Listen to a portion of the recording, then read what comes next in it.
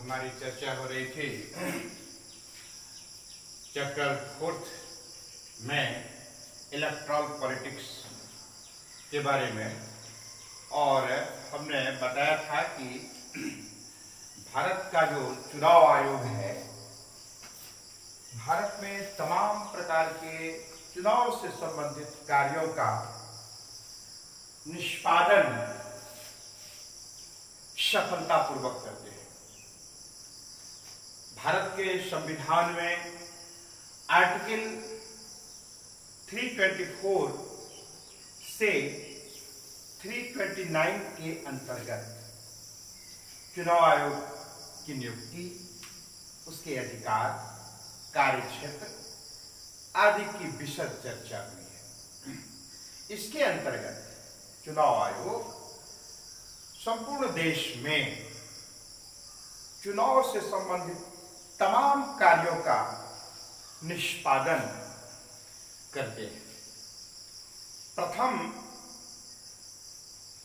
चुनाव आयोग के चीफ सुप्रीमो अध्यक्ष, जिसे चीफ इलेक्शन कमिश्नर कहा जाता है, सुकुमार सेन के रूप में हम लोग जानते हैं उनको। वर्तमान में 23वां इलेक्शन कमिश्नर यानी चुनाव आयोग का जो सुप्रीम होता है वो चीफ इलेक्शन कमिश्नर कहलाता है। पहले इलेक्शन कमिश्नर के रूप में ही हम जानते हैं थे, किंतु अब चीफ कहना इसलिए आवश्यक हो गया,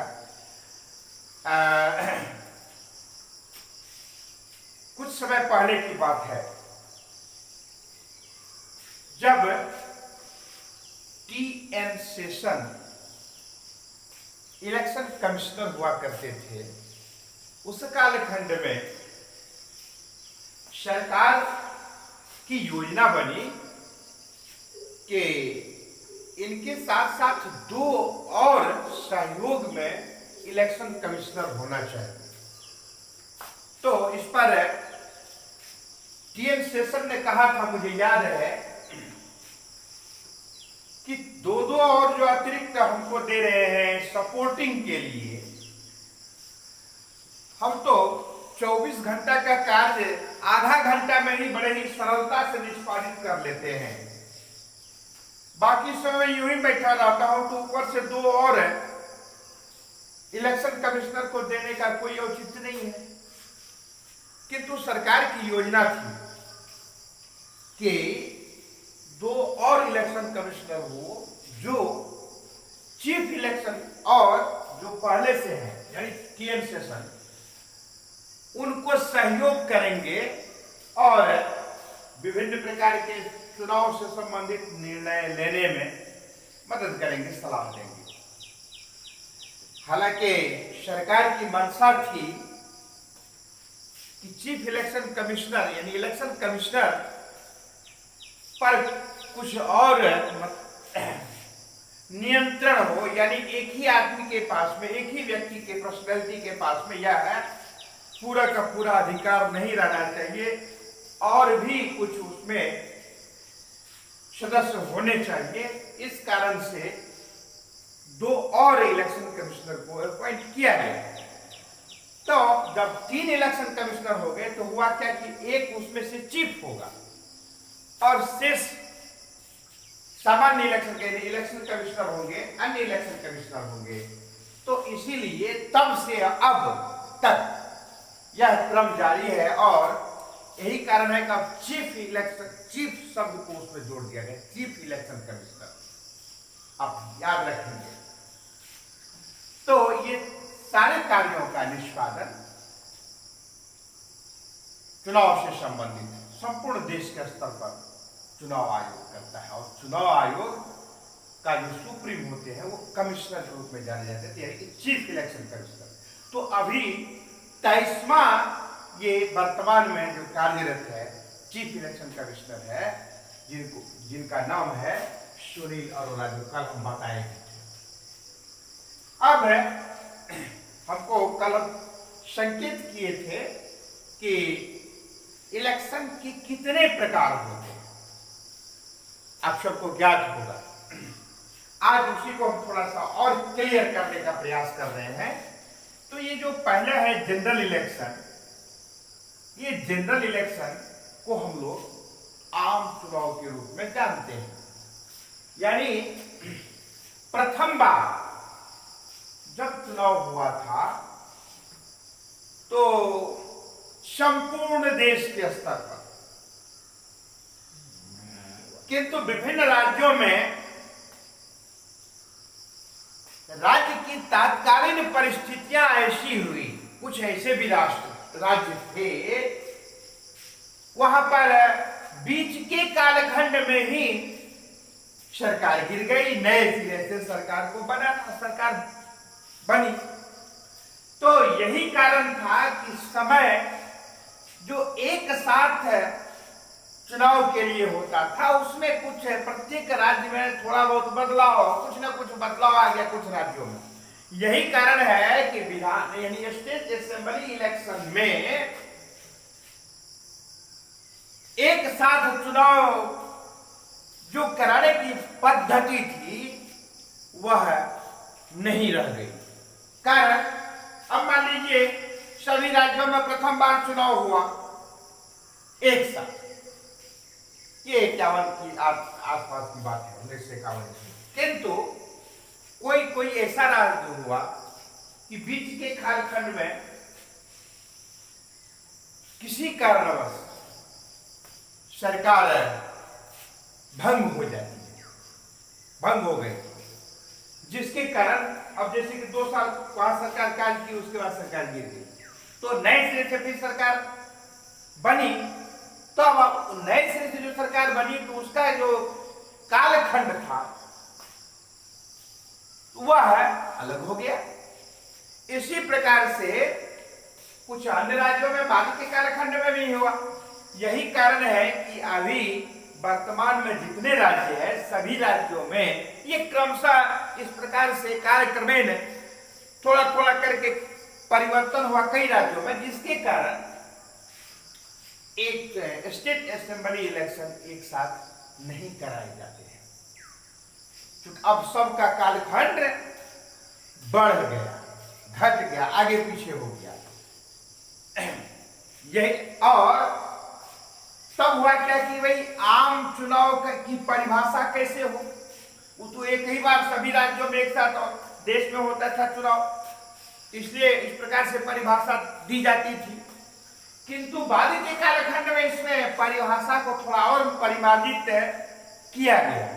वह यह किया गया कि प्रत्येक 5 वर्ष पर होने वाले चुनाव को हम सामान्यतः आम चुनाव कहेंगे। पहले था संपूर्ण देश में चुनाव एक साथ होता था, इसलिए उसको आम चुनाव की संज्ञा दी। किंतु बाद के कालखंड में परिस्थितिवश कुछ राज्यों में परिवर्तन हुआ, समय ये जो कालखंड था वो बदल गया सरकार के विघटन के बाद, और पुनः नए सिरे से सरकार बनने के कारण उनका जो कालखंड था उस सरकार का तो वो बदल जाने के कारण फिर इस प्रकार से वो फ्लक्चुएट हो गया, अंतर आ गया, और एक संपूर्ण देश के स्तर पर सभी राज्यों में इस प्रकार से चुनाव नहीं होने के कारण परिभाषा को परिमार्जित करना पड़ा परिस्थिति के अनुसार से। क्या हुआ तब कि प्रत्येक 5 वर्ष पर कोई भी राज्य हो, ये नहीं है कि सभी राज्यों का एक साथ चुनाव होगा तभी वो 5 वर्ष के लिए होगा, तभी वो आम चुनाव करेगा, नहीं। अब हुआ कि प्रत्येक 5 वर्ष पर होने वाले चुनाव को हम आम चुनाव के रूप में जानते हैं। अब मान लीजिए कोई राज्य की सरकार गिर जाती है, भंग हो जाती है, माना कि 2020 में कोई स्टेट में 2018 में गवर्नमेंट बनी, सरकार बनी और किसी कारणवश सरकार गिर गई।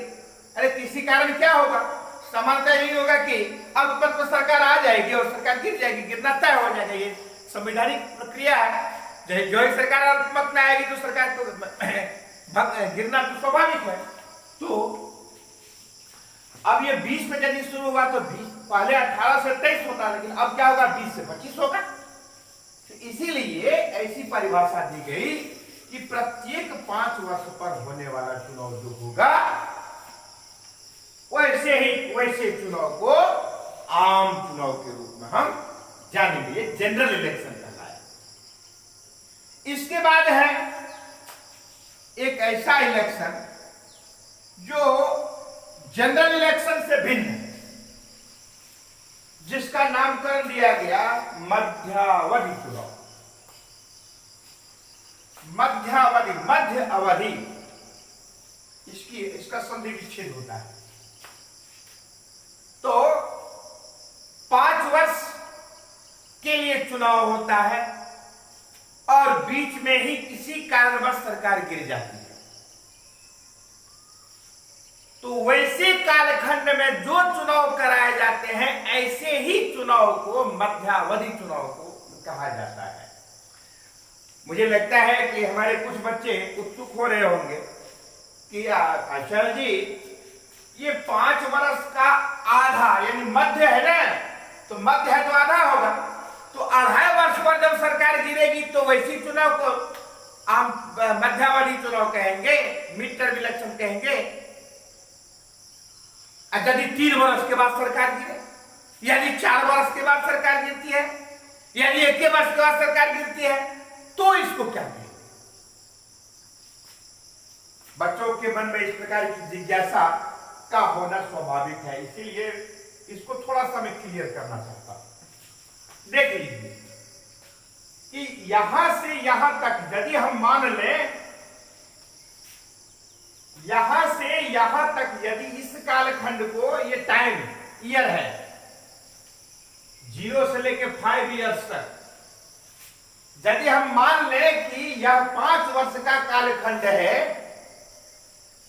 इस 5 वर्ष के कालखंड 0 से लेकर के 5 वर्ष तक आप ध्यान देंगे, माना कि यहां इतने कालखंड तक सरकार चली, या यहां या यहां या यहां या यहां या यहां, वो 1 साल भी हो सकता है, 6 महीना भी हो सकता है, 1.5 साल भी हो सकता है, 2 साल भी हो सकता है, 2.5 साल भी हो सकता है, 3 साल भी हो सकता है, 3.5 साल भी हो सकता है, 4 साल भी हो सकता है। तो ये 0 से 5 इयर्स के बीच में, 0 से 5 इयर्स के बीच में यदि सरकार किसी कारणवश गिर जाती है, ठीक है, और सामान्यतः किसी कारण क्या है, सरकार अल्पमत में आ जाती है, और अल्पमत में ये आने के भी ढेर सारे कारण हैं। इस पर विशद चर्चा हम बाद में करेंगे जब मौका मिलेगा। न जाने कोरोना से कब हम लोग को मुक्ति मिलेगी कि बच्चों से मिलने का समय लगता है कि बढ़ते ही जा रहा है। तो डिटेल्स में घंटा 2 घंटा भी इस पर चर्चा कर रहे हो। हमारी आदत है 10th वगैरह के क्लास में, 9th के क्लास में या हायर क्लास में ज्यादा मौका मिलता है एक्सप्रेस करने का। खैर एनीवे, तो यहां से यहां तक का जो कालखंड है, यदि ये 5 वर्ष है, इसमें से यहां यहां यहां यहां यहां कहीं भी किसी समय में यदि सरकार अल्पमत में आती है, सरकार गिर जाती है, तो उसके लिए जो चुनाव कराए जाते हैं ऐसे चुनाव को ही मध्यावधि चुनाव कहा जाता है। अब आप देखिए कि ये 0 से लेकर के 5 है, तो यहां यदि सरकार गिरती है तो 0 से 5 के बीच में है कि बाहर में है, यहां नहीं है, यहां नहीं है, यहां नहीं है, यानी बीच में ही है। यही है तो बीच में है, यहां से 0 से 5 के बीच में है, या यहां है तो 0 के 5 के बीच में है, या यहां है तो 0 से 5 के बीच में है। इसीलिए इस प्रकार इस बीच के कालखंड में, 0 से 5 वर्ष के बीच के कालखंड में किसी कारण पर सरकार गिर जाती है, उस स्थिति में क्या होता है, जो चुनाव कराए जाते हैं ऐसे ही चुनाव को हम क्या कहते हैं, मध्यावधि चुनाव कहते हैं। यही कारण है कि इसको मध्यावधि चुनाव नाम दिया जाता है।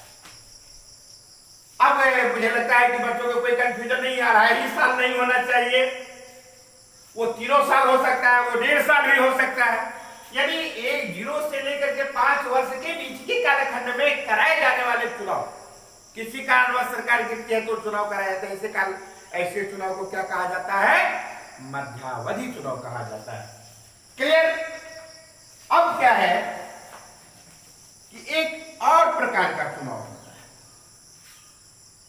है। ऐसे चुनाव को हम बाय इलेक्शन के नाम से जानते हैं, उपचुनाव के नाम से जानते हैं। ये उपचुनाव क्या है?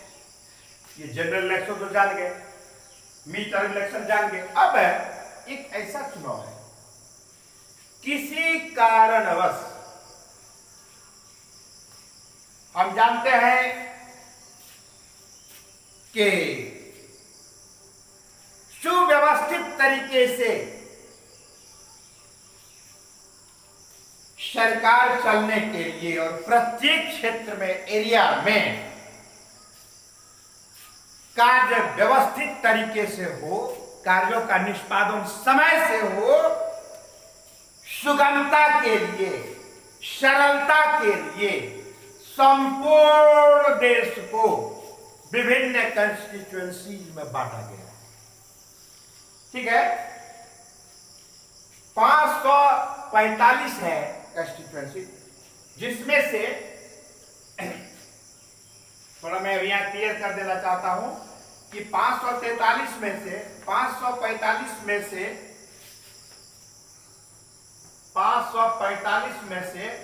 543 पर चुनाव होता है ऑलरेडी क्लियर है। इसमें से समय समय पर निर्धारण होता है कि किस क्षेत्र में ऐसे गरीब, असहाय, हेल्पलेस, पिछड़े हुए, दलित, अनटैक्स्ड, who are fully untouched to general community, तो दिस टाइप ऑफ पीपुल जो है, ऐसे लोगों के उत्थान के लिए, विकास के लिए, आगे बढ़ने के लिए रिजर्वेशन की व्यवस्था की गई है। तो क्या किया जाता है? बदल बदल के क्षेत्र विशेष को भी आरक्षित किया जाता है, निर्वाचन क्षेत्र को भी आरक्षित किया जाता है। और उसके लिए व्यवस्था बनाई गई है कि शेड्यूल कास्ट समुदाय के लोगों के लिए 79 सीट्स ऑलरेडी रिजर्व रहेगा। अब यह नहीं है कि किसी क्षेत्र, जैसे ये रोसड़ा क्षेत्र पड़ता है, तो यहां पर संभव है कि 2 टर्म, 3 टर्म, 4 टर्म, 5 टर्म, फिर सरकार को ऐसा लगने लगता है कि अब यहाँ के इस एरिया के लोगों का संतोषजनक विकास हो चुका है, ऐसे समुदाय के लोगों में भी जागरूकता आ गई, अवेयर हो गए हैं। तो ऐसी स्थिति में क्या किया जाता है? तो फिर वह क्षेत्र आरक्षित क्षेत्र बदलते रहता है। तो ये शेड्यूल कास्ट का जो है वो 79 सीट्स है, और शेड्यूल ट्राइब जो उनसे भी बहुत पिछड़ा हुआ है, बहुत अधिक, सबसे ज्यादा पिछड़ा हुआ ऐसे समुदाय का लोग होता है। तो उसके लिए, इसकी संख्या भी कम है भारतवर्ष में, उसके लिए क्या किया गया है? तो 41 सीट्स रिजर्व किया गया। तो कुल मिलाकर के आरक्षित सीट्स 543 में आरक्षित सीटों की संख्या कितनी हो गई? 120।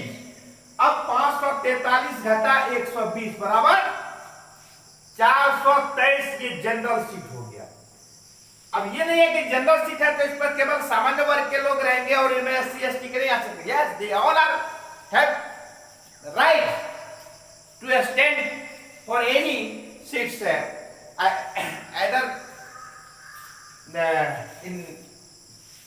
either the member of